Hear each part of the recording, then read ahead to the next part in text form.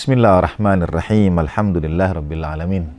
Assalamualaikum ayuhan nabiyyu wa rahmatullah wabarakatuh. Assalamu alayna wa ala ibadillahis salihin. Assalamualaikum warahmatullahi wabarakatuh. Asyhadu an la ilaha illallah wahdahu la syarikalah wa asyhadu anna sayyidana wa maulana Muhammadan abduhu wa rasuluh. Allahumma salli wa sallim wa barik ala sayyidina Muhammad wa ali sayyidina Muhammad wa ajil farajahu.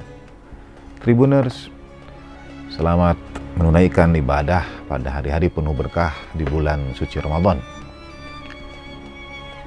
Kepada anak-anak santri, saya di bulan Ramadan mengadakan kuis-kuis pertanyaan singkat di pesantren kilat. Misalnya, contoh kuis itu, sebutkan nama daratan yang hanya pernah disinari oleh matahari sekali saja seumur hidupnya. Anak-anak akan mencoba menyebutkan berbagai macam jawaban, misalnya Antartika kah, atau padang pasirkah. Ada juga yang mengatakan misalnya tanah makam, kuburan, dan sebagainya. Tanah makam sangat mungkin digali kembali, dapat sinar matahari lagi. Sebenarnya jawabannya adalah tanah atau daratan yang dilalui oleh kafilah Nabiullah Musa alaihissalam ketika laut dibelah itu. Berlari dari kejaran Fir'aun dan bala tentaranya, laut dibelah dan Nabi Musa berjalan bersama Bani Israel melalui celah di antara lautan yang terbelah itu. Itu daratan yang setelah itu samudra tertutup kembali dan tidak pernah disinari matahari selama-lamanya. Nah, dalam rangkaian kuis seperti itu, pertanyaan seperti itu, di bulan suci Ramadan ada pertanyaan juga. Puasa seperti apa yang pada puasa itu kita boleh menikmati makan dan boleh menikmati minum? Jawabannya sebetulnya, untuk sampai pada jawaban itu izinkan saya mengantarkannya dengan sebuah kisah. Orang tua saya, ayah saya studi di Australia untuk mengambil S3 dan beasiswa belum cair. Kami sekeluarga sangat berada dalam keterbatasan dengan berbagai pembiayaan dan sebagainya. Kami merasakan ujian kehidupan. Begitu rupa sampai tabungan terakhir anak adik bungsu kami itu dipecahkan untuk mempertahankan keberlangsungan hidup kami di sana. Di tanah air, bapak itu punya satu kendaraan, mobil. Berbincang dengan keluarga, mau kita jual saja. Dan pada saat sudah niat mau dijual, mobil itu dipakai, dipinjam. Tiba-tiba di jalan tol ada truk yang membawa gelondongan kayu, rantainya lepas, menghantam mobil itu, hancur. Tak tersisa tinggal rangka besi saja. Kemudian Allahyarham mengatakan, Allahyarham ayahanda saya mengatakan, memang kita ini kadang-kadang kalau sudah diuji, dicoba, seperti terasanya itu beruntung. Mau dijadikan jalan keluar, malah jadi cobaan berikutnya. Lalu Bapak waktu itu bulan Ramadan membaca Al-Quran dan sampai pada surat Maryam. Ketika Allah SWT mengisahkan Nabiullah Zakaria yang diuji Allah Ta'ala dengan berbagai cobaan. Satu di antara ujian Allah Ta'ala pada Nabi Zakaria adalah beliau belum beroleh keturunan. Sampai Nabi Zakarianya sudah sepuh, sampai rambut beliau beruban, punggung sudah renta, ruku membungkuk. Nabi Zakaria tidak henti berdoa kepada Allah Ta'ala, tidak putus asa berdoa. Kemudian Allah Ta'ala karuniakan jawaban. Nabi Zakaria akan beroleh seorang putra. Dan Nabi Zakaria kemudian bertanya kepada Allah Subhanahu wa Ta'ala. Ini surah Maryam ayat ke-10. A'udzubillahi minasyaitonir rajim. Qala rabbi ij'al li ayah. Ya Allah, jadikan bagiku tanda. Kemudian Allah Ta'ala sampaikan. Qala ayatuka alla tukalliman nasa thalatha layalin sawiyya. Tanda untukmu itu adalah engkau tidak berbicara dengan manusia 3 hari lamanya. Nah, ini yang sering disebut dengan puasa bicara. Puasa yang kita boleh makan, kita boleh minum, tapi yang kita tahan lidah kita, yang kita tahan lisan kita. Kita ini, saudara sekalian, Tribuners rahimakumullah, adalah orang-orang yang punya berbagai macam permasalahan hidup. Ada banyak hal yang memenuhi isi pikiran kita, menghimpit rongga dada kita. Dan Allah Ta'ala sebetulnya ajarkan melalui kisah Nabi Zakaria ini. Beliau yang berharap ingin punya putra, ingin punya keturunan, bertahun-tahun tidak kunjung memperolehnya. Allah Ta'ala kemudian dalam tanda petik ajarkan, mulailah dengan tidak berbicara pada manusia. Illa romza dalam ayat Al-Quran yang lain, kecuali dengan tanda saja. Ini menarik. Dalam lanjutan ayat berikutnya yang mengisahkan tentang Sayyidatina Maryam salamullah alaiha, ketika Siti Maryam, ibunda Nabiullah Isa alaihissalatu wassalam itu, kalau kuis berikutnya ya dalam pesantren kilat adalah sebutkan 5 ciptaan Tuhan yang terlahir dalam keajaiban. Misalnya Nabi Adam alaihissalam lahir tanpa ayah dan ibu. Kemudian ada Nabi Isa alaihissalam yang lahir tanpa kehadiran ayah. Nah, satu saat datang malaikat yang menemui Siti Maryam salamullah alaiha, menyampaikan bahwa ia adalah hamba utusan Allah Subhanahu wa Ta'ala. Lalu ketika melahirkan Nabi Isa itu, karena akan menghadapi juga cobaan, jadi Nabi Zakaria punya permintaan yang lama tidak kunjung dekat dengan pemenuhan. Kemudian Siti Maryam akan berhadapan dengan masalah ia beroleh putra tanpa seorang suami. Ia beroleh putra yang tidak ada ayahnya.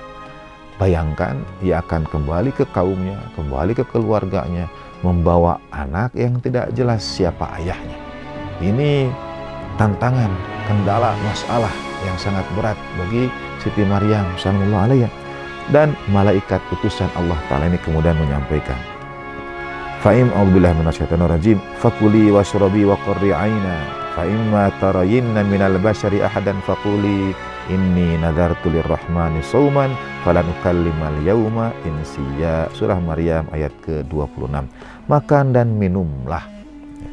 Dan kalau engkau kemudian melihat berjumpa dengan seseorang, ia bertanya kepadamu, karena ini pertanyaan yang akan sangat dihindari, sesuatu yang ditakuti, masalah yang besar, pulang ke kaum membawa anak bayi tanpa ayahnya. Katakanlah, kata malaikat ini, inni nadartu lirrahman, pada Siti Maryam, aku ini bernazar pada Allah Ta'ala yang Maha Pengasih, aku akan puasa. Falan ukallimal yauma insiya, dan aku tidak akan bicara dengan manusia.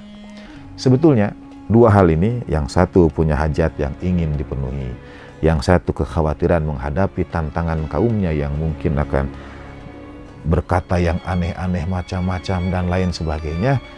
Dua permasalahan, dua kekhawatiran. Betul, Allah Ta'ala agama mengajarkan kita dengan doa-doa. Satu di antara yang Al-Quran ajarkan juga adalah dorong doa itu dengan amalan. A'udzubillahi minasyaitonir rajim. Ilahi yas'adul kalimut thayyib wal amalus shalih yarfa'uh. Kepada Allah Ta'ala naik kalimat-kalimat yang indah, amal soleh mendorongnya lebih tinggi lagi.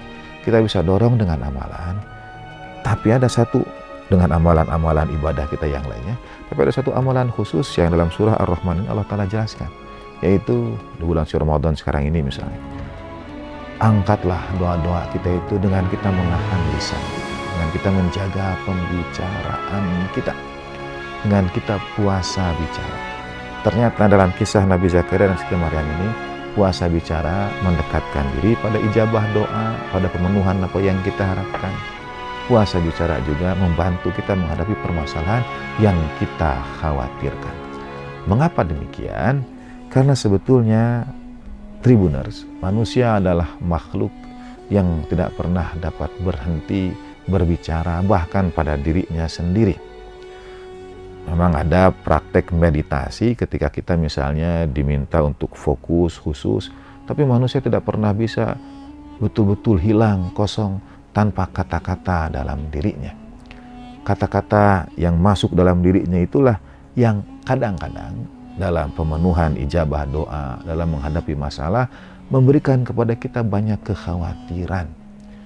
Ketika kita berhenti berbicara, berhenti riuh rendah di kepala kita, pada saat yang sama kita belajar untuk lebih berserah diri pada Allah Subhanahu wa Ta'ala, menyerahkan diri kita pada Allah Ta'ala, menyerahkan segala ketentuan kepada Dia. Di bulan suci Ramadan ini kita menahan rasa lapar. Pada saat yang sama, kata sebagian ulama, satu di antara makna setan dibelenggu itu sebetulnya adalah kendali kita atas diri kita itu melemah. Termasuk kalau kita mau menggunjingkan orang lain, membicarakan orang lain, apalagi sampai menyebarkan isu yang tidak benar dan sebagainya, itu melemah. Jadi lisan kita berkurang aktivitasnya. Pada saat lisan berkurang aktivitasnya itu, ruh kita menguat. Sebagaimana Nabi Zakaria yang Allah Ta'ala minta untuk puasa bicara. Sebagaimana Siti Maryam salamullah alaiha yang Allah Ta'ala juga minta melalui malaikat itu untuk puasa bicara. Selain kita di bulan Ramadan menahan diri dari makan, minum, amarah dan sebagainya, alangkah baiknya juga bila kita dapat menyertakan puasa kita dengan menahan lisan kita, menahan pembicaraan kita, atau berbicara yang kita perlukan, yang kita maksudkan, yang kita inginkan. Marilah kita belajar menjadi seperti Nabi Zakaria, menjadi Siti Maryam, dengan menjaga lisan kita, puasa bicara itu.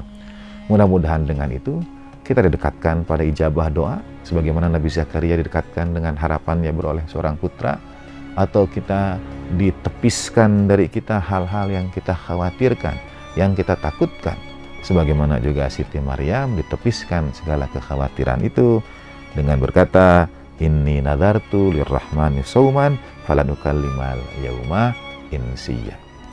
Pada konteks sekarang ini, di era digital sekarang ini, Tribuners, puasa bicara bukan hanya dengan lisan kita, puasa bicara juga dengan jari jemari kita. Mari kita batasi apa yang kita tuliskan, apa yang kita publish, upload, broadcast, dan sebagainya. Kita batasi mudah-mudahan pada hal-hal yang Allah Ta'ala berkenan.